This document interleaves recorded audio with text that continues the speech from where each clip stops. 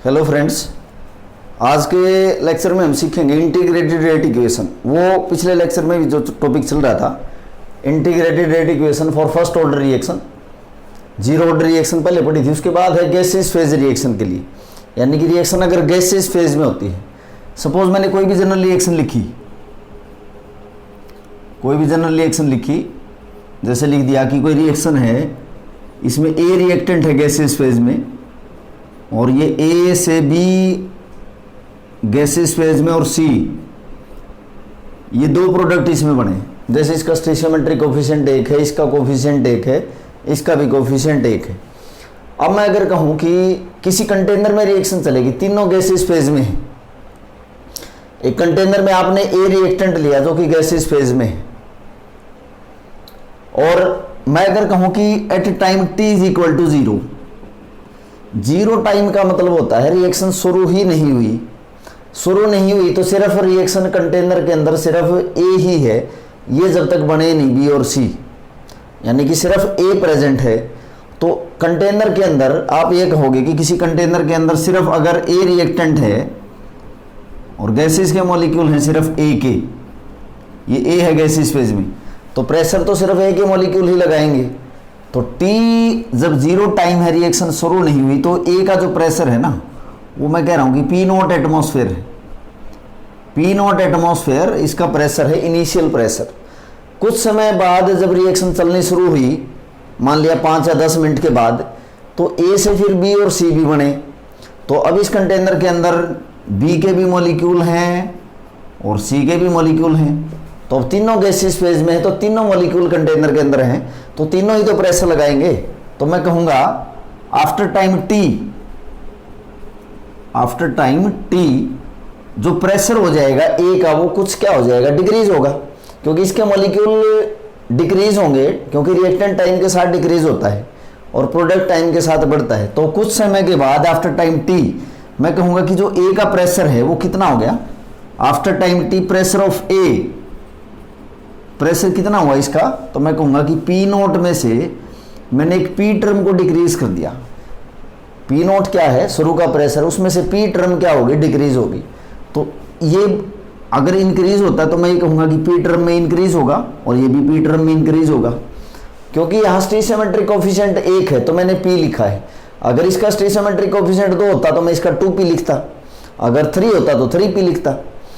अब इस कंटेनर के अंदर तीनों तरह के मॉलिक्यूल्स प्रेजेंट है, ए के भी, बी के भी और सी के भी, तो ये तीनों ही प्रेशर लगाएंगे। तो मैं एक अगर कहूं कि टोटल प्रेशर जो होगा आफ्टर टाइम टी, जो टोटल प्रेशर होगा पी टोटल, वो तो इन तीनों पर डिपेंड करेगा, ए बी और सी। तो मैं तीनों का प्रेशर इसमें ऐड कर दूंगा, पी टोटल कितना हो जाएगा, दैट इज इक्वल टू, ये प्रेशर हो गया P naught minus P, B का प्रेशर कितना है पी की टर्म में, और सी का प्रेशर कितना है पी की टर्म में। तो आप देखोगे जो पी टोटल है वो कितना हो गया, टोटल प्रेशर कितना हो गया, ये पी से पी कैंसिल, तो P naught minus P, P naught plus P, ये प्रेशर हो जाता है। और पी का है change in pressure of A, P क्या है, this P is the change in pressure of this A. शुरू का प्रेशर था कुछ समय के बाद, तो अगर मैं यहां से पी निकालना चाहूं तो टोटल प्रेशर में से शुरू का प्रेशर माइनस कर देंगे, ये चेंज आया है प्रेशर में, पी टोटल में से इनिशियल प्रेशर माइनस कर दिया, this small change in pressure. अब देखो रेट कांस्टेंट कैसे लिखते हैं हम फर्स्ट ऑर्डर रिएक्शन के लिए, ऐसे लिखते हैं 2.303 by time logarithm of A naught by A. A जैसे शुरू की कंसंट्रेशन ए नोट, और ये ए है concentration of reactant after time T. अब मैं अगर कहूं कि टी टाइम के बाद ए का प्रेशर कितना हो गया, टी टाइम के बाद ए का प्रेशर इतना हो गया, तो मैं कहूंगा कि pressure of A, pressure of reactant A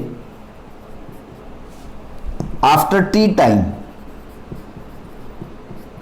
T time के बाद कुछ समय के बाद ए का प्रेशर कितना हो गया, P naught minus P, P naught minus P के इक्वल है, और पी किसके इक्वल है, पी इक्वल है P T minus P initial. तो पी की क्या वैल्यू है, P total minus P initial. तो इस पी की जगह मैं वैल्यू पुट करूं अगर, तो पी नॉट माइनस ये पी है आपका, तो ये आ गया आपका P total minus P initial. तो ये माइनस का पी नॉट है, ये माइनस साइन है तो प्लस हो गया 2p not minus P T. तो ये प्रेशर हो जाता है ए का after time T. T time के बाद ए का प्रेशर इतना है। और शुरू का प्रेशर कितना है? शुरू का प्रेशर पी नॉट है। इनिशियल प्रेशर तो पी नॉट है, कुछ समय के बाद प्रेशर कितना होगा? P naught minus P. और ये स्मॉल जो पी है वो मैंने निकाल लिया, P T minus P not. तो कुछ समय के बाद ए का प्रेशर इतना होगा, twice P naught minus P total. तो ये ए है कुछ समय के बाद प्रेशर, ये शुरू का प्रेशर है। तो इसकी जगह अगर मैं वैल्यू पुट करूँ 2.303 by time logarithm of P not. P not क्या है? Initial pressure. एंड दिस ए है जैसे रिएक्टेंट की कंसंट्रेशन कुछ समय के बाद। तो यहाँ प्रेशर की टर्म में ए का प्रेशर कुछ समय के बाद कितना हो गया? इतना हो गया, अभी ड्राइव करा है। तो twice of P naught minus P T. ये आपके पास फार्मूला बन गया है कि इस फार्मूले से रेट कांस्टेंट हम निकाल सकते हैं। पी नॉट है initial pressure of the reactant, twice P naught minus P T. Total pressure जो बच गया ना कुछ समय के बाद, जिसमें रिएक्टेंट भी आ गया उसमें प्रोडक्ट भी आ गई। तो ये वैल्यू पुट करके यहाँ से हम रेट कांस्टेंट निकाल सकते हैं, या रेट कांस्टेंट आपको पता हो तो टाइम निकाल सकते हैं। जैसे मैं आपको एग्जांपल करवाता हूँ कि उसमें अगर ऐसे कोई न्यूमेरिकल पूछ रखा हो ना तो उसमें आप डायरेक्ट निकाल सकते हो रेट कांस्टेंट। जैसे अगर मैं कहूँ कि मेरे पास एक रिएक्टेंट है, सल्फ्राइल क्लोराइड है, सल्फ्राइल क्लोराइड SO2Cl2 है गैसेस फेज में। देखो इसका स्टीशियोमेट्रिक कोफिशिएंट 1 है जैसे ए में लिखा था। फिर ये जो प्रोडक्ट बनाएगा सल्फर डाइऑक्साइड है गैसेस फेज में और क्लोरीन है गैसेस फेज में। तो डायरेक्ट आपको इनकी वैल्यू पुट करके यहाँ से हम क्या निकाल सकते हैं? रेट कांस्टेंट निकाल सकते हैं। बट इस फॉर्मेट में हो ना तभी फार्मूला आपको ये लगाना है। कई बार फॉर्मेट चेंज कर देगा एग्जामिनर, ऐसे दे दिया कि ए से बना है, ये जैसे लिखा कि बी और ये लिखा थ्राइस ऑफ सी, यहाँ जैसे लिख दिया ट्वाइस ऑफ ए। इस फॉर्मेट में भी कह सकता है। और ये जब सपोज गैसेस फेज में है तो उस दौरान फिर आपको ड्राइव करना पड़ेगा फार्मूला। यानी कि अगर मैं कहूँ कि इसका प्रेशर पी नॉट है जब time T is equal to 0 है, आफ्टर टाइम टी तो तुम क्या कहोगे? पी नॉट में से 2p माइनस करूंगा मैं, क्योंकि यहाँ इसका स्टीशियोमेट्रिक कोफिशिएंट कितना है? 2 है। तो 2p ये p की टर्म में और ये क्या है? 3p की टर्म में। तो फिर आप टोटल प्रेशर निकालोगे तो ये और ये जोड़ दोगे जैसे कि आगे मैंने ड्राइव करा था। तो ये है हमारे पास एक फार्मूला बन गया यहाँ पे इंटीग्रेटेड रेट इक्वेशन का गैसेस फेज में, जिसमें आप वैल्यू पुट करके रेट कांस्टेंट की वैल्यू यहां से निकाल सकते हैं। अब हम कुछ रिलेशनशिप देखेंगे, फर्स्ट ऑर्डर में देखते हैं रिलेशनशिप। तो देखेंगे रिलेशनशिप, एक रिलेशनशिप आपको ड्राइव करनी है। क्या रिलेशनशिप ड्राइव करनी है? कोई रिएक्शन अगर 99.9% पूरी हो गई, T 99.9% का मीनिंग है यहाँ पे कि 99.9% रिएक्शन पूरी हो चुकी है। और ये रिएक्शन जब पूरी होती है तो ये 10 गुना ज़्यादा समय लेती है हाफ लाइफ टाइम का। तो time taken by reaction to complete 99.9% will take 10 times the time of half life reaction. Half life का क्या मतलब होता है? जब रिएक्टेंट की कंसंट्रेशन इनिशियल का हाफ बच जाए। और यहाँ ये कह रहा है कि 99.9% रिएक्शन पूरी हो चुकी है तो वो 10 गुना ज़्यादा समय लेती है हाफ लाइफ टाइम का। तो ये आपको रिलेशनशिप ड्राइव करनी है। This is very important for board exam. Board exam में ये क्वेश्चन बहुत बार ऐसे पूछा जाता है कि so that in case of first order reaction the time required for 99.9% of reaction to take place is 10 times the half life of reaction. तो देखेंगे रेट कांस्टेंट कैसे लिखते हैं फर्स्ट ऑर्डर रिएक्शन के लिए। फार्मूला है logarithm of A naught by A. इसको हम या तो ऐसे लिखते हैं या इसको ऐसे लिखते हैं, k is equal to 2.303 by time logarithm of A over A minus X. A है आपकी इनिशियल कंसंट्रेशन, x कुछ समय के बाद रिएक्ट हो चुका, जैसे कि यहाँ 99.9% या 50% वैल्यू पुट कर सकते हैं। तो देखो कैसे भी आप ड्राइव कर सकते हैं, इसमें वैल्यू पुट कर लो, इसमें वैल्यू पुट कर लो। अगर मैं कहूँ कि टाइम अगर हाफ लाइफ टाइम हो जाए टी कितना हो जाए 1/2, तो 2.303 बाय के रीअरेंज हो गया, ये हाफ लाइफ टाइम है। लॉगरिथम ऑफ ए नोट क्या है, इनिशियल कंसंट्रेशन ऑफ रिएक्टेंट, यानी कि 100% मैंने मान ली। और फिर कह रहा है जी half life time. Half life time का क्या मतलब है, जो ये ए है ये शुरू की कंसंट्रेशन का हाफ बच गया, यानी कि A0/2, तो मैं लिखूंगा इसको 100 - 50, ऐसे भी लिख सकता हूं। अगर यहां पुट करना चाहो तो यहां भी पुट कर सकते हो 2.303, इसके पैरेलल में बता रहा हूं ये, तो ये T1/2 है के logarithm of A minus x. अब देखो x की वैल्यू वही पुट करनी है आपको जो यहां पे लिखा होगा, जैसे कि हाफ लाइफ टाइम है तो शुरू की कंसंट्रेशन का हाफ, यानी कि A/2, शुरू की कंसंट्रेशन तो A है ना, तो A/2 होगा, यानी कि शुरू की कंसंट्रेशन का हाफ। अगर 1/3 कहता तो मैं लिखता वो A/3, 1/4 कहता तो मैं लिखता कि 1/3, 3/4 अगर लिखा होता तो मैं लिखता 3/4 ऑफ A। तो ऐसे आप इस फॉर्मेट में कैसे भी कर सकते हो। तो T1/2 is equal to 2.303 by K logarithm of ये 100 और ये बच गया 50, 100/50 ये आ गया आपका लॉगरिथम ऑफ 2। अब log 2 की वैल्यू मैं आपको बता देता हूं, log 2 की वैल्यू है 3010.3010। तो T1/2 is equal to 2.303 by K log 2.3010। इसमें करोगे तो ये इसमें भी यही आएगा, log 2 आ गया, ट्वाइस A माइनस ए, तो ये log 2 आ गया, log 2 की वैल्यू यहाँ पुट कर दोगे, कैसे भी आप कर सकते हो। ये तो हो गया हाफ लाइफ की बात। अब है 99.9%, यानी कि जब टाइम कितना हो जाए 99.9%, तो अगर इतना टाइम हो गया तो इतनी ही रिएक्शन खत्म हो चुकी है, तो मैं लिखूंगा 2.303 by K logarithm of 100 minus 99.9, क्योंकि 100% आपका इनिशियल कंसंट्रेशन है, 99.9% यहाँ पे लिखिए जो वैल्यू, इतना रिएक्टेंट रिएक्ट कर चुका तो उतना ही तो टाइम हुआ। तो T99.9 that is equal to 2.303 by K logarithm of 100, ये कितना बच गया, से 0.1 बच गया। और 0.1 को कैसे लिखेंगे, 10 की पावर -1, तो मैं इसको लिख सकता हूँ 1000, क्योंकि 0.1 का क्या मतलब है 1/10, तो इसको 1000 कर दिया।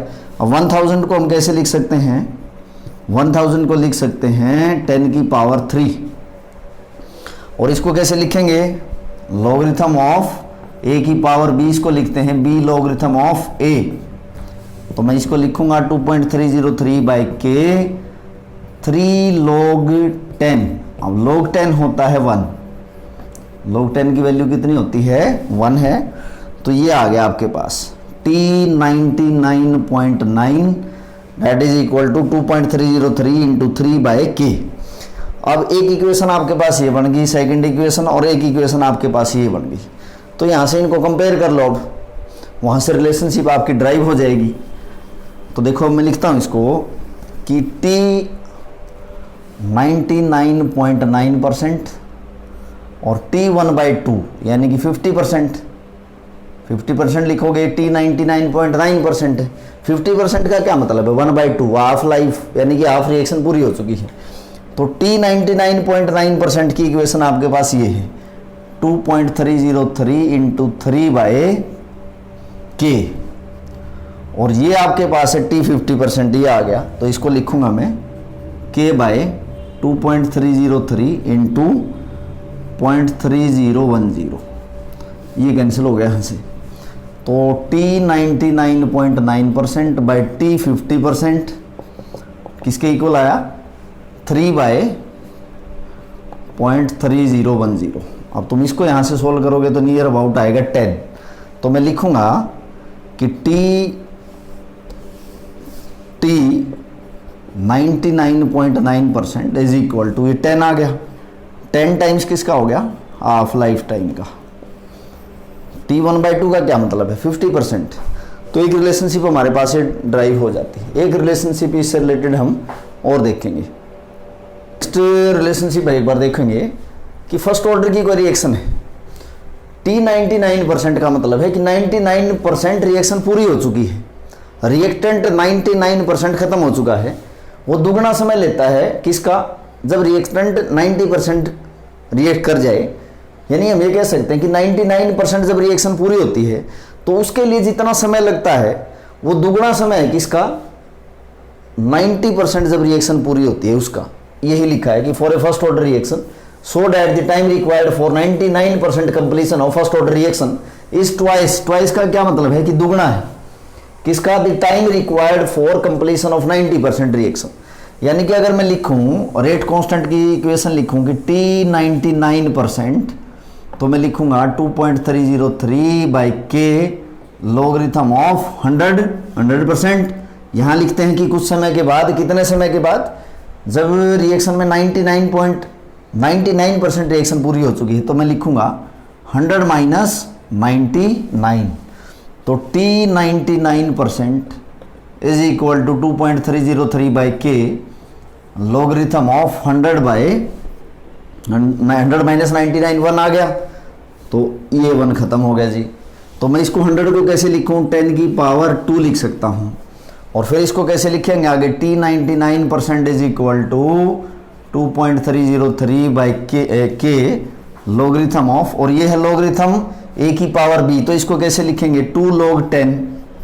अब log 10 कितना होता है, 1 होता है, तो ये आ गया आपके पास। इसको लिखेंगे 2 log 10 इंटू 2 log 10। log 10 की वैल्यू 1 होती है, तो इसको मैंने यहाँ से रिमूव कर दिया, 2 इंटू 1 2 ही रहेगा। ये तो होगी आपकी 99% वाली बात। अब देखेंगे, अब है दूसरा, अब है 90% के लिए T 90%। T 90% का क्या मतलब है, 90% रिएक्शन पूरी हो चुकी है, लॉगरिथम ये 100% रिएक्टेंट है, तो 100 माइनस 90, तो T 90% मतलब 90, जो यहाँ लिखते हैं ना वही वैल्यू यहाँ पे मैं लिख रहा हूँ। जैसे यहाँ T 99% तो यही वैल्यू मैंने यहाँ लिखी है, तो 2.303 by K logarithm of 100 by 10, और ये आ गया आपका log 10, और log 10 की वैल्यू कितनी होती है बेटा, log 10 की वैल्यू है 1, तो ये आ गया आपका यहाँ से। तो अब इन दोनों को कंपेयर कर लो, ये जैसे फर्स्ट इक्वेशन है, ये सेकंड इक्वेशन है, तो T 99% by T 90% that is equal to, ये आ गया आपका 2.2 इंटू 2.303 बाय के इंटू ये 90% वाली वैल्यू यहाँ पे पुट कर दो, के बाई 2.303। अब देखो इसमें के से के कैंसिल हो गया, 2.303 से 2.303 ये बच गया, 2 बच गया यहाँ पे। तो मैं लिखूंगा T 99% by T 90% is equal to 2। तो ये इसके साथ मल्टीप्लाई अगर हो जाए तो मैं लिखूं T 99% is equal to twice of T 90%।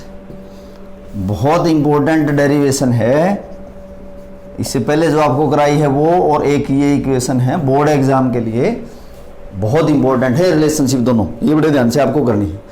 अब इसके न्यूमेरिकल और देखेंगे फर्स्ट ऑर्डर रिएक्शन के। तो बेटा न्यूमेरिकल देखेंगे, जैसे फर्स्ट ऑर्डर का एक न्यूमेरिकल है for a first order reaction. First order की कोई केमिकल रिएक्शन है, 40% कंप्लीट इन 50 मिनट्स, 40% पूरी होगी 50 मिनट में, यानी कि कोई रिएक्टेंट प्रोडक्ट में बदलेगा। तो ये जो रिएक्शन है 40% रिएक्शन कंप्लीट हो चुकी कितने में, इन 50 मिनट्स, ऐसा आपको बताया गया है इस प्रॉब्लम में। डाटा आप देखोगे, calculate the value of rate constant, एक तो आपको रेट कांस्टेंट निकालना है, ये आपका टारगेट है। दूसरा क्या निकालना है, in what time the reaction will be complete 80%, यानी कि अगर 80 मिनट्स टाइम हो जाए रिएक्शन को चलते हुए, 50 मिनट में तो 40% पूरी हो चुकी थी, जब 80 मिनट हो जाए तो वो कितना टाइम लेगी, 80% पूरे होने के लिए जो टाइम है वो निकालना है आपको। तो पहले तो रेट कांस्टेंट निकालेंगे। रेट कांस्टेंट निकालते हैं, फर्स्ट ऑर्डर का ये फार्मूला है 2.303 by time logarithm of A naught by A, ये फार्मूला होता है हमारे पास। तो मैं कह रहा हूँ कि ये रेट कांस्टेंट निकालना है 2.303, टाइम कितना है, टाइम 50 मिनट है, 50 मिनट, और कितने परसेंट पूरी होगी, 40% पूरी हो चुकी, तो 60% तो बची हुई है। तो लिखेंगे लॉगरिथम ऑफ 100 100 माइनस 40, जितने परसेंट पूरी हो चुकी है वही आपको माइनस करनी है 100 में से। तो ये आपके पास बच गया 100 माइनस 40, कितना बच गया 60। तो ये बच गया आपके पास 10/6, 2.303/50 लॉगरिथम ऑफ 10/6। 10/6 जो होगा उसकी वैल्यू होगी 1.66, और लॉगरिथम देखना है आपको 1.66 का। अब जो लॉगरिथम की वैल्यू है मैं आपको बता दूंगा, ये न्यूमेरिकल में आपको गिवन होगी, याद नहीं करनी है वैल्यू।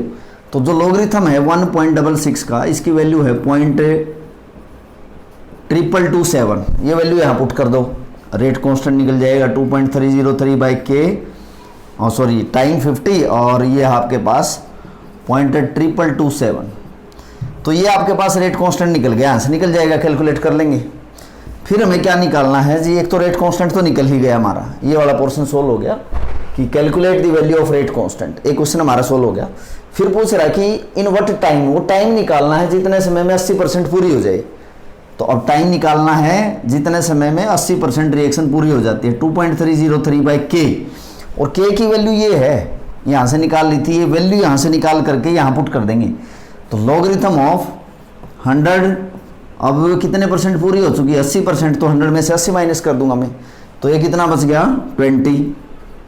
100/20 कितना बच गया बेटा 5, और log 5 की वैल्यू होती है 0.6990, ये वैल्यू आपको गिवन होगी, याद नहीं करनी है।